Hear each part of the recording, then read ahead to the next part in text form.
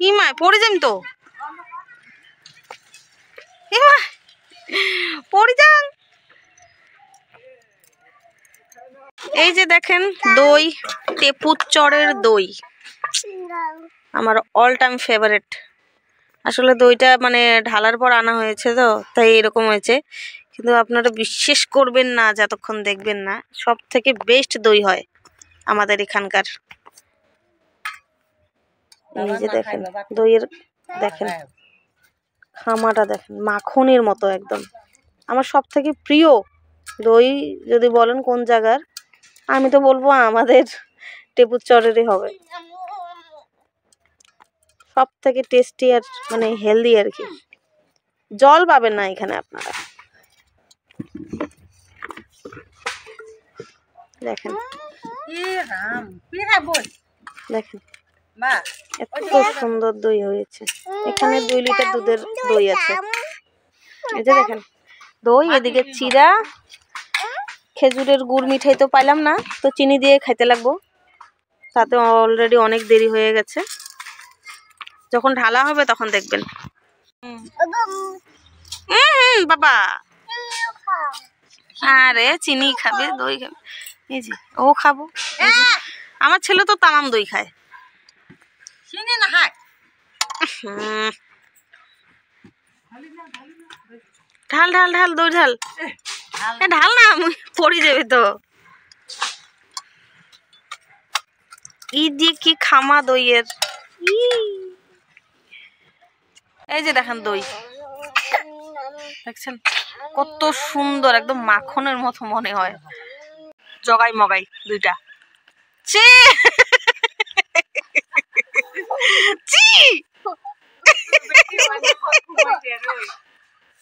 চি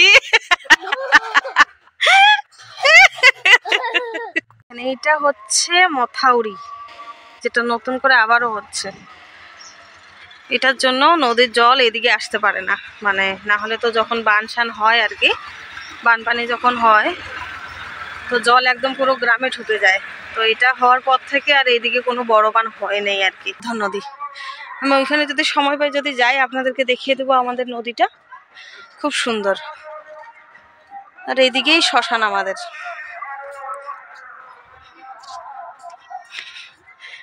এই যে দেখেন কত বড় করে দিয়েছে, আগে তো চিকন একটা ছিল, ভালোই হয়েছে। এখন এটা দিয়ে সব যাতায়াত সুবিধা হইতো, না হলে 3-4 কিলোমিটার তো মানুষের হাইটে হাইটে যেতে লাগতো। দেখেন আমরা আসছি এদের বাড়িতে, আমাদের এইদিকে আছে ওদের বাড়ি, মানে মাতরির এই সাইডে, মানে নদীর পাড়ের এইদিকে পরে ওদের বাড়ি। মাছ নিতে এসেছি। তো দেখেন এগুলো আমাকে ওরা মানে আমাকে অনেক বছর পর দেখেছে, একদম দৌড় দিয়ে আইছে যে কি রকম আছে বলে।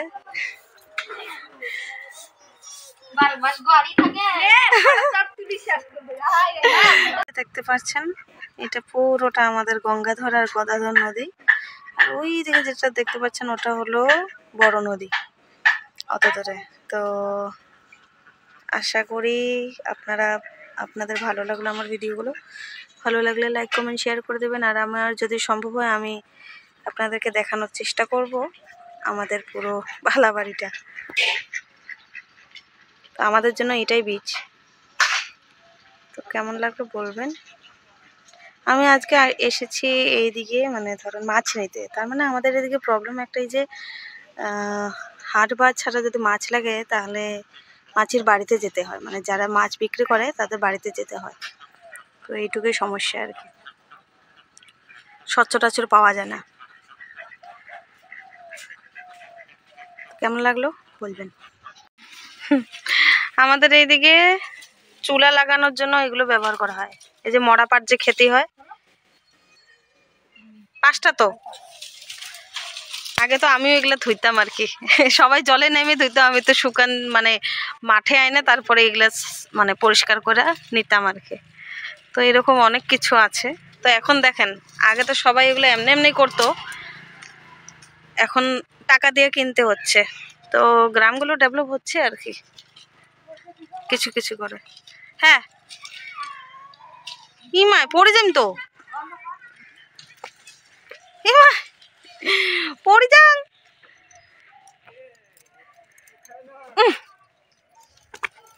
বাবারও এই যে দেখেন, এগুলো দিয়ে চুলা লাগানো হয়। এগুলো দিয়ে আগে আমরা গাড়ি বানাইতাম, তা আবার মাছের মতো করে গাড়ি বানাইতাম, চক্রি বানাইতাম, কত খেলা কত কিছু।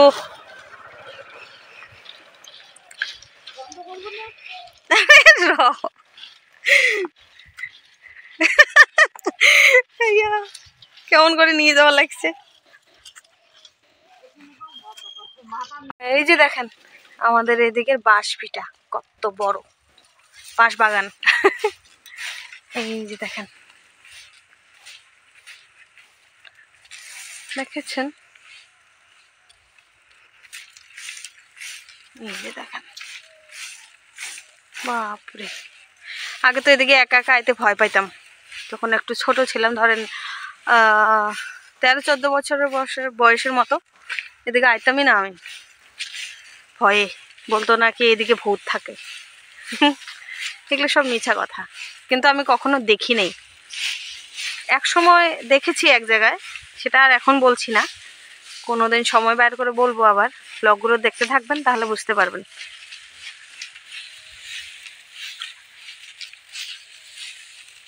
আপনারা কোন কোন জায়গার থেকে আমার ব্লগগুলো দেখছেন? আপনাদের গ্রাম কীরকম? গ্রামে এরকম ভূত প্রেত থাকা কোনো কথা মানে বাইর হয় কি না, আমাকে প্লিজ কমেন্ট সেকশনে জানাবেন।